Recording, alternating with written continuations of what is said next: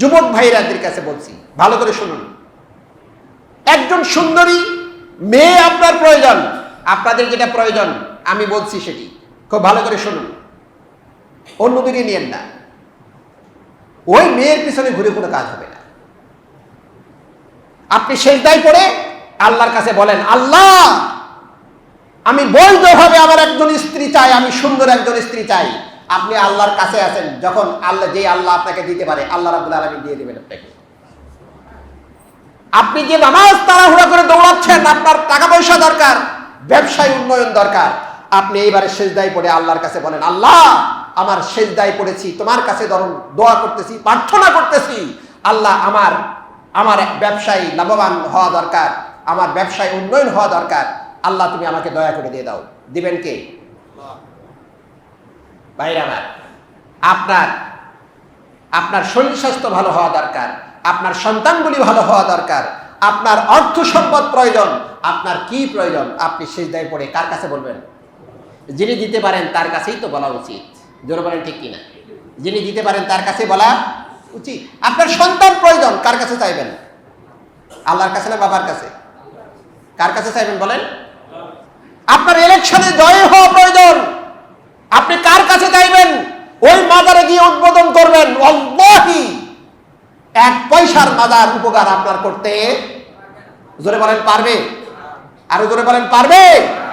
পারবে না। আপনার ইলেকশনে জয়ী হওয়া প্রয়োজন, ওই মাজার ওই বাবা আপনাকে জয়ী করে দিতে পারবে না। আপনি সেজদায় পড়েন, তাহাজ্জুদের নামাজ পড়েন, খোদার কসম করে বলতেছি, আল্লাহ রাব্বুল আলামিন সেজদা যদি আপনার কবুল করে, তাহলে আপনাকে জয়ী করে দেবেন। কোথায় পেলাম? আল্লাহ রাসূল সাল্লাল্লাহু আলাইহি সাল্লামের হাদিস দেখেন। আল্লাহ রাসূল সাল্লাল্লাহু আলাইহি সাল্লাম বলছেন, কি বলছেন? ওয়া আম্মার রুকু ফাআযিমু ফীহি রাব্বা। আল্লাহর নবী বললেন, গত জুমায় বলেছিলাম আল্লাহ রাসূলের ঘরটি ছিল কিবলামুখী, পর্দা ওপেন করে দিয়ে খুলে দিয়ে সাহাবাদেরকে বললেন, রুকুতে যখন যাবে আল্লাহর তাজিম করবে।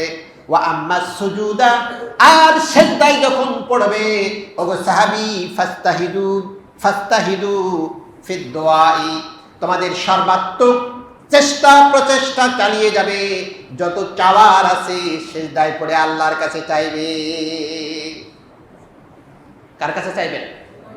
আল্লাহর কাছে চাইবেন। আল্লাহ রাসূল বর্ণনা করছেন, শেষ সময়ের হাদিস, আল্লাহ রাসূল যখন দুনিয়া থেকে চলে যাবেন তখন বললেন এই কথা, ফাস্তাহিদু, সর্বাত্মক চেষ্টা করো তোমার চাওয়া পাওয়া যেগুলি, ফিদ দুআই, এই দোয়ার মধ্যে।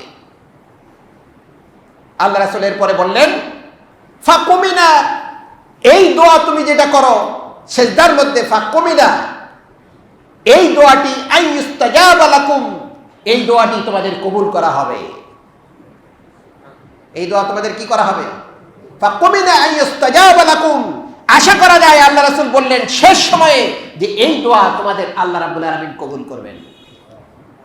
মুসলিম শরীফের হাদিস, মুসনাদে আহমদে আসছে, হাদিসটি মুসলিম শরীফে আসছে।